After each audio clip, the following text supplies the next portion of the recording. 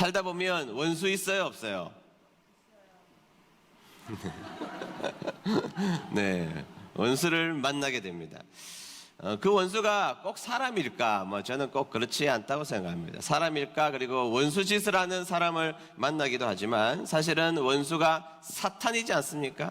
사탄이 그 사람에게 역사했고 그 사건에게 역사해서 결국에는 원수가 된 것이죠. 그래서 사탄의 작당으로 말미암아 원수 짓을 하는 사람들이 있게 마련인 것입니다. 자, 우리는 인생에서 이런 원수들을 만나게 된다면, 그리고 우리를 우는 사자처럼 삼키려고 하는 그 원수 사탄 마귀의 모습들을 우리가 만나게 된다면 이 상황을 어떻게 해석하고 지나가는 자가 훨씬 더 중요한 문제라고 생각을 하는데요. 오늘은 그 부분에 대해서 한번 살펴보도록 하겠습니다. 오늘은 한절 설교가 아니고 반절 설교입니다. 반절 설교. 네, 오늘 본문의 앞절만 가지고 설교하도록 하겠습니다. 자, 첫 번째, 원수는 우리의 마음 둘 곳을 명확하게 해주는 도구라는 사실을 기억하며 살아가야 한다는 것입니다. 다 같이 읽어봅니다. 시작. 원수는 우리의 마음 둘 곳을 명확하게 해주는 도구입니다. 네, 시편 기자 다윗은 수많은 원수들을 만나며 살았던 삶이었던 것입니다.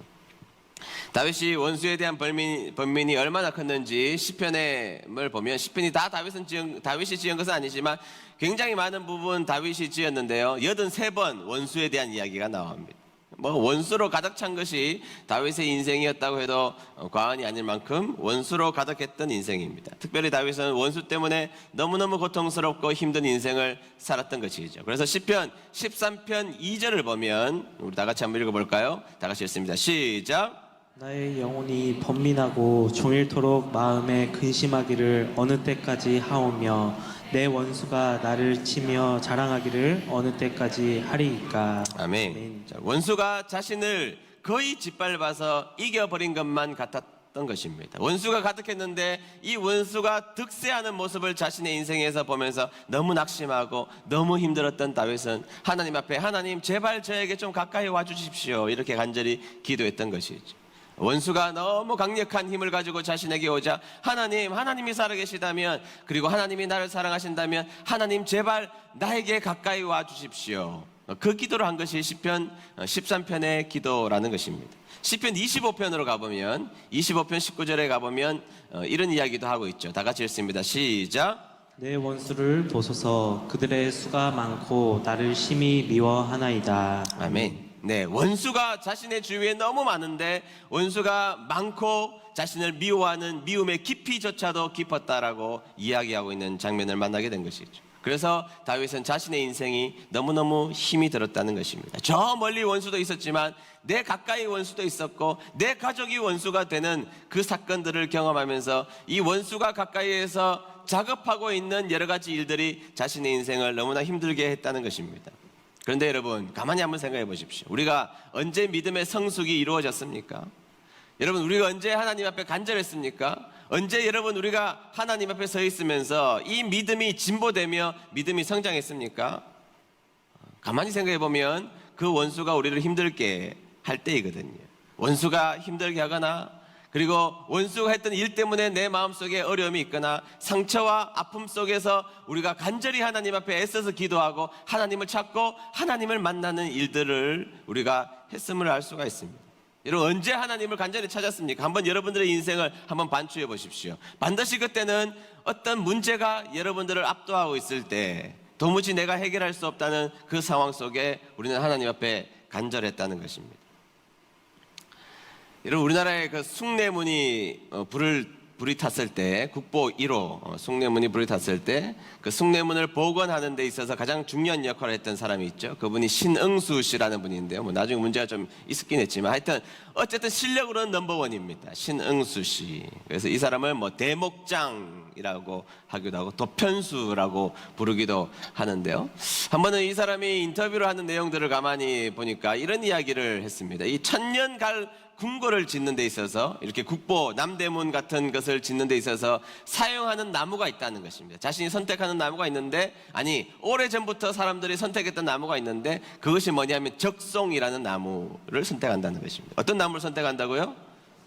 적송. 색깔은 붉고 그것을 잘라보면 나이테가 굉장히 촘촘해지는데, 이 적송이라는 나무는 대체적으로 이 강원도의 바람이 많이 불고 날씨가 좋지 않은 곳에서 성장했던 나무가 적송이라는 것입니다.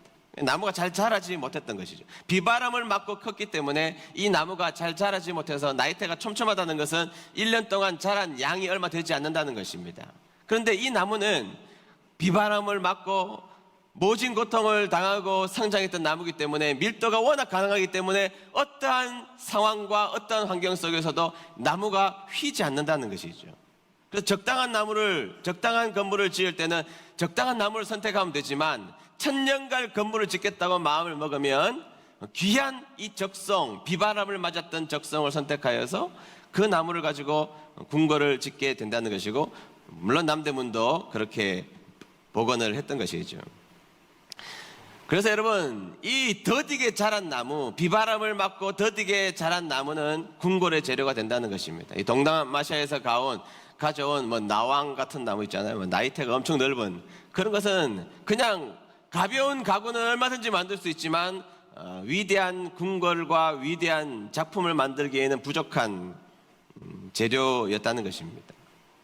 여러분, 바이올린 가운데 유명한 바이올린이 있습니다. 스트라디바리우스라는, 들어보셨죠? 스트라디바리우스라는, 이 17세기 18세기에 스트라디바리라는 사람이, 이 사람이 이태리 사람이라고 제가 알고 있는데, 스트라디바리라는 사람이 이 자신의 평생 몇 살을 살았느냐? 다행히 능력 있는 사람이 오래 살았습니다. 94살까지 살았는데 만들었던 바이올린이 다 이렇게 체크를 해봤나 봐요. 1116개, 엄청나게 많은 바이올린을 만들게 되었던 것이죠. 중간에 전쟁도 일어나고 해서 많이 소실됐지만 지금까지 남아있는 최고의 명품 바이올린은 스트라디바리우스입니다. 그런데 지금도 그 소리를 아무도 따라갈 수가 없다는 것입니다. 근데 여러분, 좀 이상하지 않아요? 여러분, 지금 만약에 그 기계를 최신 장비 스캐너에다가 쫙 집어넣어서 스캔을 해보면 설계도가 나올 것 아닙니까? 그럼 지금도 그 기술을 가지고 설계도로 똑같이 만들면 그런 소리가 분명히 날 것 같거든요. 한 번은 텔레비전에 우리나라의 유명한 바이올린을 만드는 장인이 나왔습니다. 오래전인데 그 당시에 자기가 만든 최고의 작품 가격이 얼마냐? 2천만 원에서 3천만 원쯤 한대요, 바이올린이.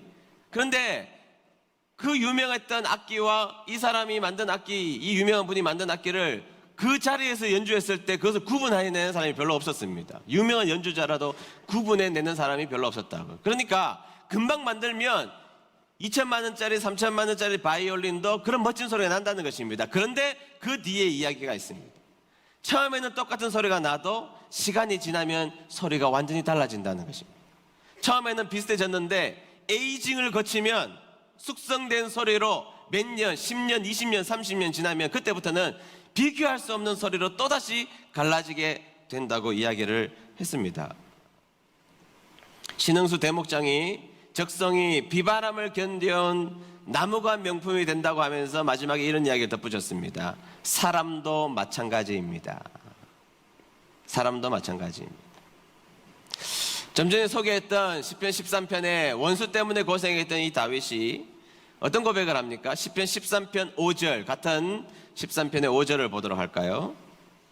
다 같이 읽습니다. 시작. 나는 오직 주의 사랑을 의지하여 싸우니 나의 마음은 주 구원을 기뻐하리이다. 아멘. 나는 오직 주의 사랑을 의지하여 싸우니 나의 마음은 주의 구원을 기뻐하리이다. 그는 고난이 있었습니다. 원수가 있었습니다. 원수 때문에 낙심했고 낭망했지만 그는 결국 누구를 바라봐야 할지를 명확하게 알았다는 것이죠. 누구를 바라봐야 할지, 누구를 의지해야 될지, 누구를 붙잡아야 될지를 고난 가운데 원수 앞에서, 원수가 자신을 괴롭히는 그 상황 앞에서 그가 분명하게 깨달은 사실, 나는 주님 의지해야 사는구나. 아멘. 네, 그거를 깨달았다는 것입니다. 시편 119편 71절, 여러분들이 잘 알고 있는 것입니다. 고난당하는 것이 내게는 좋았습니다. 말이 됩니까? 고난당하는 것이 내게 유익이다, 내게는 좋았습니다. 말이 됩니까? 그런데 그 때문에 나는 주의 법령들을 배우게 되었습니다.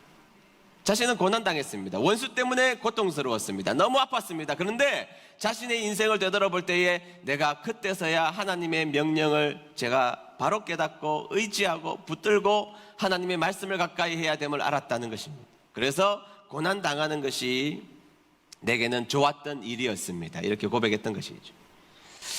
원수가 그리고 원수가 벌인 일들, 그리고 혹시 여러분들의 인생에서 상처와 아픔이 있을 때 그게 좋은 것이 있다면 그것은 주님을 의지하는 법을 배우기 때문입니다. 아니, 더 정확하게 말하자면 그것 때문에 주님을 의지해야 된다는 것을 깨닫게 된다는 것입니다. 더 정확하게 말하자면 그것 때문에 우리가 주님 앞에 나오게 된다는 것입니다.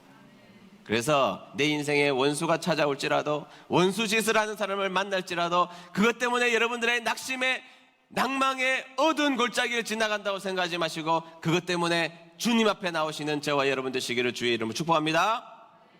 두 번째, 하나님이 차려주신 밥상으로 모든 것이 해결된다는 사실입니다. 다 같이 읽어봅니다. 시작. 하나님이 차려주신 밥상으로 모든 것은 해결됩니다. 5절을 볼까요?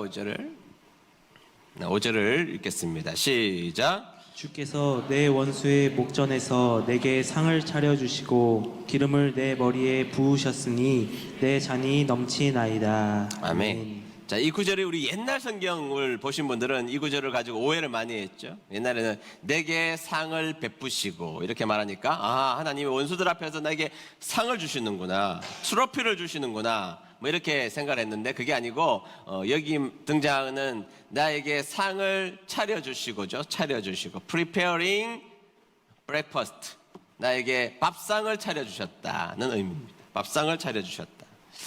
근데 여러분, 어디에서?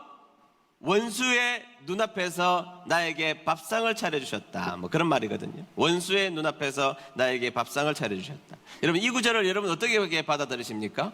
아, 원수를 짓밟았구나, 원수를 승리했구나, 뭐 원수를 그냥 깨부쉈구나, 뭐 그런 의미일까요? 자, 뉘앙스가 원수를 깨부수고 원수를 박살내고 원수를 그냥 쳐부숴서 승리의 계가를 불러서 밥을 먹게 되는구나, 뭐 그런 의미일까요? 그런 의미하고 뉘앙스가 다르다고 저는 생각합니다. 저는 이 느낌을 여러분들에게 정확하게 설명해 드리기 위해서 저는 베드로라는 예수님의 수제자의 스토리를 하나 끌고 와서 여러분들과 함께 이 장면을 한번 묘사해 보려고 하는 것입니다. 여러분, 예수님이 십자가에 못 박히시고 예수님이 잡히실 때 베드로가 예수님을 몇 번 부인했죠? 3번 부인했습니다. 3번. 2번은 그냥 부인했고 3번째는 저주를 하면서 예수님을 부인하게 되었던 것인데요. 이 장면을 다시 한 번 더 여러분 아시지만 다시 한 번 더 이 그림을 영화처럼 그려보면서 한번 생각해 보시기를 바랍니다. 여러분, 베드로가 예수님을 부인하기 전에 예수님이 베드로에게 분명하게 말씀해 주셨습니다. 뭐라고 말씀하셨느냐? 시몬아, 사탄이 널 이용하겠다고 나에게 허락을 요청했어. 시몬 잘 들어봐. 사탄이 널 이용하겠다고 나에게 허락을 요청했지만 그러나 나는 너의 믿음이 꺾이지 않도록 기도했단다. 그러니 너의 믿음을 굳게 하렴. 그것은 너의 책임이야. 이렇게 말씀하셨던 것이죠. 사탄이 나에게 찾아왔어. 그리고 너를 허락해달라고 나에게 요청했지만 네가 굳건하게 서달라고 오히려 기도했고 그 문제 앞에서는 네가 책임을 져야 해. 자, 그 말을 듣자 이 베드로가 뭐라고 이야기했습니까? 누가복음 22장 33절을 보세요. 제가 읽겠습니다. 베드로가 예수님께 말했습니다. 주님과 함께라면 감옥에 갈 수도 있고 죽을 준비도 되어 있습니다. 그렇게 말했다고요.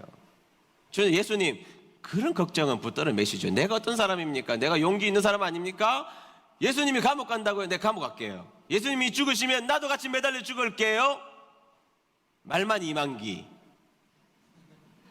보세요. 베드로는 말만 이만기예요. 아무것도 안 해요. 말은 뭐 다 할 것 같이라면 이야기하지 않아요. 이렇게 이야기했던 것입니다. 예수님이 그 얘기 듣고 너무 쉽게 이야기하지 마라. 그 예언을 하시고 나서 진짜 베드로가 예수님을 3번이나 부인을 하지 않습니까? 마지막에는 저주까지 하면서 부인을 했던 것입니다. 그리고 닭이 울어요. 닭 울기 전에 네가 나를 부인하리라. 이 말씀이 생각났던 베드로는 통곡을 하게 됩니다. 그런데 이 장면을 성경에서는요 지나치게 아주 생생하게 묘사하고 있는 것을 기억하셔야 됩니다. 61절과 62절 보겠습니다. 제가 읽겠습니다. 주께서 돌아서서 베드로를 보셨습니다. 베드로는 주께서 오늘 닭이 울기 전에 내가 나를 3번이나 모른다고 부인할 것이다 라고 하셨던 말씀이 기억났습니다. 62절. 그래서 베드로는 밖으로 나가서 몹시 울었습니다. 저는 성경 66권 전체 장면 가운데 가장 마음 아픈 장면을 꼽으려면 저는 이 장면을 꼽습니다. 가장 마음이 아픈 장면이에요. 여러분 한번 생각해 보시죠. 분명히 예수님은 예언을 하셨습니다. 네 마음을 지켜. 아니요 예수님, 무슨 말씀이세요? 예수님을 위해서 난 죽을게요, 이렇게 말했던 자신 아닙니까? 예수님이 죄인으로 잡혀가셔서 얼마나 두들겨 맞으셨습니까? 뺨을 맞고 채찍을 맞고 얼굴이 퉁퉁 부어서 아마 눈이 잘 보이지 않는 퉁퉁 부은 상처 입은 얼굴로 계셨을 것입니다. 상처투성이 피가 나고 온몸이 닫혀있는 그 얼굴을 하신 예수님이 그 상처 사이의 눈으로 자신을 저주하고 자신을 배신한 베드로를 보셨다는 겁니다. 그리고 때마침 베드로도 그 예수님의 눈과 마주칩니다. 베드로가 소스라치게 놀랐습니다. 며칠 전 예수님께서 자신에게 하셨던 말씀이 생각났기 때문입니다. 네가 나를 부인할 거야. 그런데 자신이 평소에 섬기던, 자신을 사랑해 주시던 그 예수님을 눈을 마주쳤는데, 자신은 분명히 예수님을 부인하고 저주까지 했는데 예수님을 가만히 쳐다보자 그의 얼굴은 퉁퉁 부으셨고 피를 흘리시고 고통 가운데 있는 그 눈 사이로 반짝반짝거리면서 배신한 자신의 눈과 마주쳤던 것입니다. 여러분 얼마나 자괴감이 들었을까요? 이 죽어도 안 되는 놈, 이 못난 놈, 죽어 마땅한 놈, 의리라고는 일도 없는 놈. 베드로는 자신을 향하여서 너는 세상에서 가장 나쁜 놈이야, 이 버러지같이 못난 놈. 이제는 너는 능력도 없고 어떻게 의리까지 없냐? 능력이 없으면 의리라도 있어야지. 그런데 너는 능력도 없고 의리도 없는 놈이냐? 그것을 깨달았던 베드로는 밖으로 나가서 통곡을 했던 것입니다. 성경에 나와 있잖아요. 몹시 울었습니다. 통곡을 하기 시작했던 것입니다. 근데 여러분 정말로 중요한 사실이 하나 있습니다. 선후맥락인데요, 잘 들어보세요. 여러분 자포자기한 베드로가 물고기 잡으러 갔죠? 아시죠? 물고기 잡으러 간 거 아시죠? 자, 예수님 돌아가시고 물고기 잡으러 갔습니다. 그런데 여러분 물고기 잡으러 언제 갔습니까? 중요한 포인트입니다. 부활을 보고 갔을까요? 부활을 보지 않고 갔을까요? 우리는 부활을 보지 않고 갔다고 생각하는 경향이 짙은데 오늘 그거 깨야 됩니다. 요한복음 21장 1절과 2절입니다. 다 같이 읽습니다. 시작. 이 일이 일어난 후 예수님께서 디베랴 호수에서 제자들에게 다시 자신을 나타내셨습니다. 시몬 베드로, 디두모라는 별명을 가진 도마, 갈릴리 가나 사람 나다나엘, 세베대의 두 아들, 그리고 다른 두 제자가 함께 있었습니다. 아멘. 자, 여러분 보십시오. 이 일은 부활이죠. 부활이 있은 이후에 예수님은 제자들에게 나타나 주셨습니다. 여러분 생각해 보십시오. 베드로는요, 자신의 인생에서 한 번도 들어보지도 못한, 경험해 보지도 못한 그것을 눈으로 보고 귀로 듣고 분명히 예수님의 부활을 확인했습니다. 놀라운 일이죠. 부활을 확인한 사람이 바뀌어야죠. 놀라운 부활을 봤으니까 자신의 인생이 송두리째 바뀌어야 하고 감격해하며 충성하고 다짐해야 할 것 같은데 베드로가 갑자기 엉뚱한 이야기합니다. 3절 상반절, 이어져 있는 3절 상반절 제가 읽겠습니다. 시몬 베드로가 다른 제자들에게 나는 물고기 잡으러 간다 라고 말했습니다. 베드로는 분명히 부활을 보았습니다. 놀라운 일입니다. 한 번도 경험해보지 못한 놀랍고 무시무시한 이 은혜스럽고 놀라운 충격적인 이 부활을 경험했던 이 베드로가 충성을 다짐하는 것이 아니라 그 부활을 하신 예수님을 만난 이 베드로가 엉뚱하게 그것을 보고 나서 침통한 표정을 짓고 나는 물고기 잡으러 간다고 실제로 물고기 잡으러 갑니다. 왜 그랬을까요, 여러분? 이 모습은 베드로의 심리 상태를 너무나 잘 그리고 있는, 그리고 정확하게 묘사하고 있는 장면인 것입니다. 베드로의 심리 상태, 나는 안 되는 놈이라고 확신했던 것이죠. 나는 안 되는 놈이야. 나는 못난 놈이야. 예수님께서 그렇게 경고까지 하셨는데 나는 예수님을 3번이나 배신한 놈이야. 그것도 저주까지 하면서 말이지. 그리고 내가 나를 봐도 미운데 예수님도 나를 얼마나 포기하셨을까? 다른 제자들은 건지실지 몰라도 자신은 되지 않는 놈이라는 확신 속에 그냥 물고기나 잡으러 가야 되겠다. 놀라운 경험을 했던 베드로가 그냥 물고기 잡으러 가기로 마음을 먹었던 것입니다. 실패했지만 의리까지 없는 놈, 제자로서도 실패했고 인간적으로도 실패했고 능력도 없는 실패자, 할 일이 뭐가 있습니까? 그러니 나는 그냥 물고기 잡으러 갈게 하고 물고기 잡으러 갔던 것입니다. 베드로는 다 포기했던 것입니다. 뭐를요? 먼저는 자신을요. 그리고 또 뭐를요? 예수님의 사랑도 그는 포기했던 것입니다. 그리고 자신은 원래 무능했지만 할 일이 없으니 물고기나 잡으러 가야 되겠다 하고 부활을 본 베드로가 물고기 잡으러 갔던 것입니다. 그렇게 모든 것을 잃어버리고 심리 상태도 모든 것을 포기한 이 베드로가 얼마나 의욕이 없이 물고기를 잡았겠습니까? 아무런 의지를 가지지 않고 실패한 자리에서 영혼마저 실패한 모습으로 물고기를 잡고 있을 때 갑자기 예수님이 나타나신 거죠. 그리고 예수님은 선물을 베풀어 주셨습니다. 그 선물은 새로운 그물을 주신 게 아닙니다. 그래, 너 물고기 잘 잡아 하고 새로운 보트를 허락해 주신 것이 아닙니다. 바다를 갈라주시는 것도 아니었습니다. 선수 준비하신 아침 밥상을 예수님이 차려주셨던 것입니다. 그 밥상에 숯불 위에 물고기가 구워져 있고 떡이 있었습니다. 그 순간 성경에서는 아무도 말이 없었다는 겁니다. 아무도 그 밥상 앞에서 말하는 사람이 없었습니다. 베드로 뭐하고 있었을까요? 뻔하잖아요. 그 밥상 앞에서 고개를 떨구고 눈물을 흘리고 있었을 것입니다. 배신자 베드로, 욕먹어 마땅하고 그래서 자신에게도 실망했고 예수님도 자신을 버렸다라고 확신했던, 그래서 물고기를 잡으러 갔던 이 베드로, 그 베드로에게 예수님이 직접 찾아오셔서 밥상을 차려주시고 고기를 구워주시고 떡을 내놓으시면서 자, 이거 먹어. 밥이 입으로 들어가는지 눈물이 입으로 들어가는지 모르는 이 상황 속에 이 베드로의 마음을 여러분들이 생각해 보셨습니까? 원수에게 속아서 예수님을 부인했던 베드로죠. 예수님을 넘어뜨리려고 했던 사탄들이 보고 있는 바로 그 상황에서 예수님은 밥상을 차려주신 것입니다. 그리고 베드로는 이 밥상 앞에서 다시 살아났던 것이죠. 여러분, 이 베드로의 마음의 외침 들리십니까? 사탄, 니들 지금 나 보고 있어? 이분이 내가 믿는 예수님이야.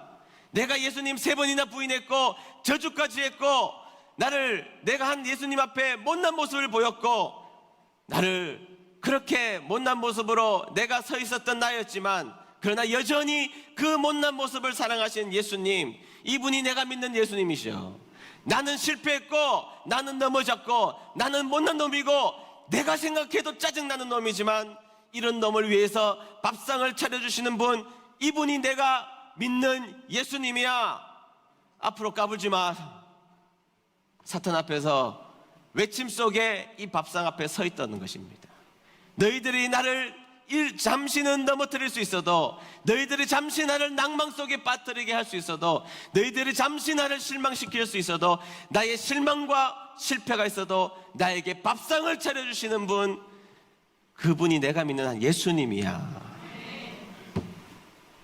여러분, 예수님 입장에서는 사탄 잘 봐야 돼. 네가 아무리 내 자녀를 짓밟으려고 해도 나는 내 자녀를 이렇게 여전히 사랑한단다.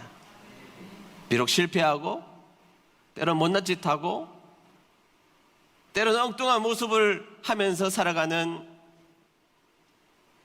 모습을 가지고 있는 자녀일지라도 내가 이 사람들 끝까지 사랑하는 거, 원수 사탄 너 봤지? 내가 어떻게 사랑하는지 너 눈으로 똑똑히 확인했지? 예수님의 마음이라는 것이지. 우리 같이 밥 먹고 있어. 이게 선한 목자인 나와 내 양의 관계야.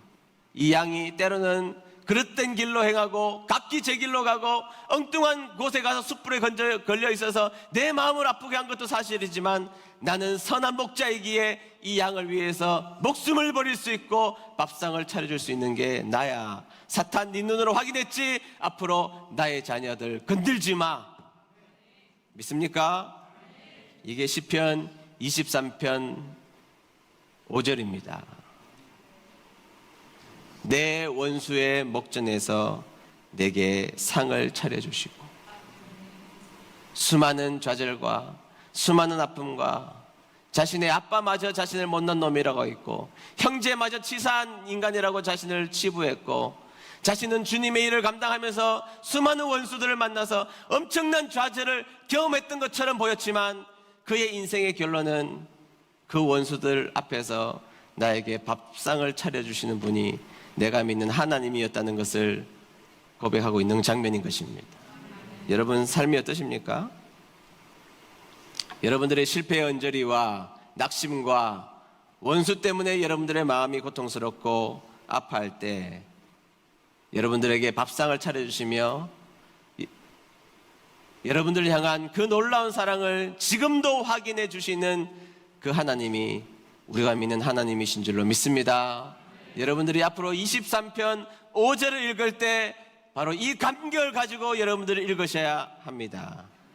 내 원수의 목전에서 내가 실패했고 내가 좌절하고 내가 원수의 게임에 넘어가서 수없이 넘어질 때도 여전히 그 원수의 목전에서 상을 차려주셔서 우리를 향한 그 사랑을 확증하시는 그분이 여러분들을 그렇게 사랑하시는 우리가 믿는 하나님이신 줄로 확인하며 돌아가는 귀한 시간 되시기를 주의 이름으로 축복합니다.